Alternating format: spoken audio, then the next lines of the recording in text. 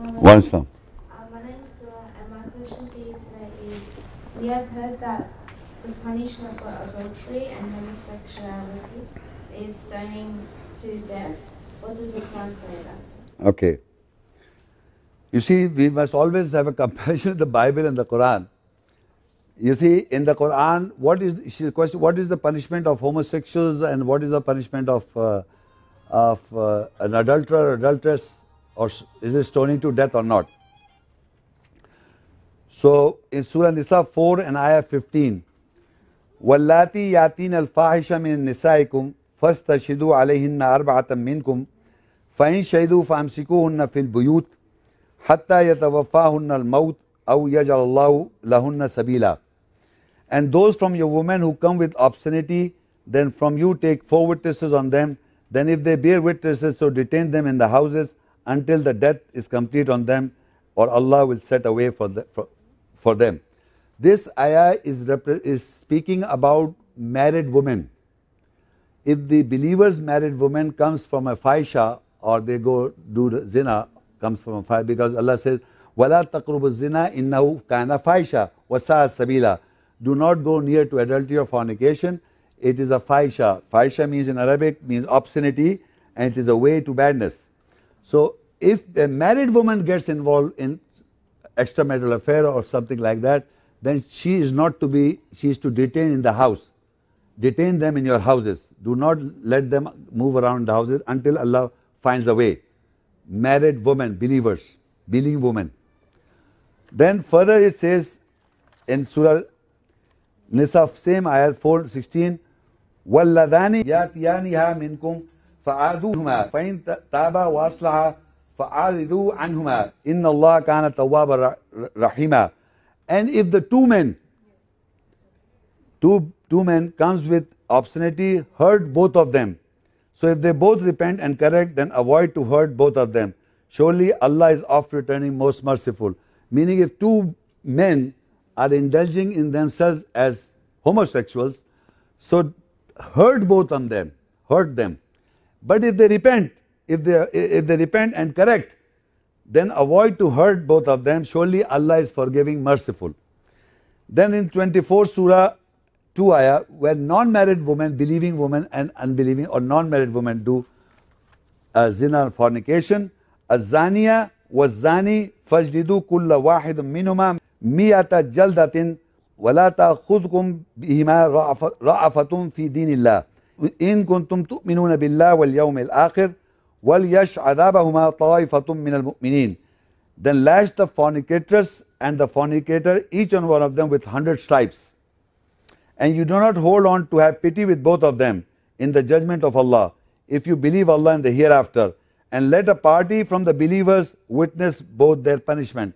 So if a woman, a girl or a woman is addicted to fornication, you see, if I smoke a cigarette, I am not a smoker. If I do a zina, I am not a zani, until I am addicted to it. So here is no witness. Mean an adulterer or a fornicator who is addicted, he exposes himself, he doesn't care. Then he becomes a zani. Then Allah says, if that person should be striped 100 stripes, 100 stripes to the, it is a cure for a zani, a man or a zani woman, an adulterer or adulteress. For cure, he or she should be punished 100 stripes. But further, they should not be killed. Why? Because it says further 24, same ayah, 33 ayat, الزاني لا ينكح إلا زانية أو مشركة والزانية لا ينكحها إلا زان أو مشرك وحرم ذلك على المؤمنين. The fornicator does not marry except a fornicatress or a woman who associates with Allah, and the fornicatress does not marry except a fornicator or a man who associates with Allah, and that has been unlawful, forbidden over the believers. So if a fornicatress is, after the punishment she marry a fornicator.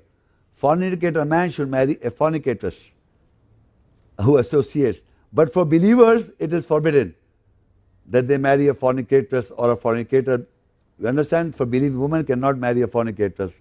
So Allah has made a forbidden for the believers to marry a fornicatress or a fornicator.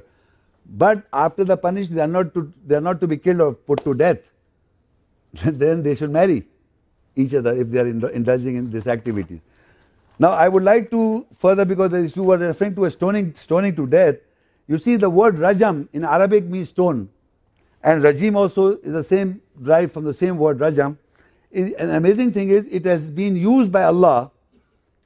Total word rajam and its other forms are used 14 times. 7 times is used by Allah against the shaitan. Like we says, فَإِذَا قَرَأْتَ الْقُرْآنَ فَاسْتَعِذْ بِاللَّهِ مِنَ الشَّيْطَانِ الرَّجِيمِ. Whenever you read the Quran, seek Allah's protection from the shaitan, the rajim, who has been stoned. So Allah has stoned the shaitan 7 times in the Quran. Allah is stoning the shaitan. Okay? And the other 7 times is the unbelievers are stoning the believers, or intend to stone. The unbelievers are intending to stone the believers, is mentioned in the Quran. Like for example, I just gave you the references. Surah Shura 26:16. Non-believers intend to stone Noah alayhi salam, Noah peace be upon him. In Surah Hud 11:91, non-believers intend to stone Shoaib peace be upon him. Maryam 19:46, non-believer Ibrahim's father intend to stone his son Ibrahim peace be upon him. Yasin, non-believer intends to stone the messengers in plural. And Dukhan 44:20, Musa peace be upon him, mentioned the intention of Pharaoh to stone him. Pharaoh intended to stone Musa peace be upon him. And Surah Al-Kahf, the believing companions of the Kahf mentioned that non-believers intend to stone him. So in the Quran 14 times this word has been used, stoning, and it is never used by Allah that the believers should stone to non-believers. It is the non-believers is stoning, intending to stone the believers, and Allah is stoning the shaitan. But if you look at the Bible, according to the Bible, Jews and Christian faith, Leviticus 20:10, if the man commits adultery with another man's wife, both adulterers must be put to death. So who believes that? Who believes this? This is Jews and Christians belief, but who is practicing is a Jew, a Christian. Leviticus 20, 11, 12, 13, 40, if a man and woman commits incest or any man have homosexuality, must be put to death. Again biblical. Leviticus 20 verse 9, if the priest's daughter becomes prostitute herself, then she must be burned in the fire. Deuteronomy 22, 20, 21, if there is no proof of girl's virginity, then she should be stoned to death. This is biblical. Deuteronomy 20, 25, the man who meets a girl who pledged to be married and he rapes her, then his man should be put to death. Exodus 20, 19, anyone who has sexual relation with an animal must be put to death. Death is very easy in Bible. All the time put to death, put to death, put to death. This is all biblical. Yes, please.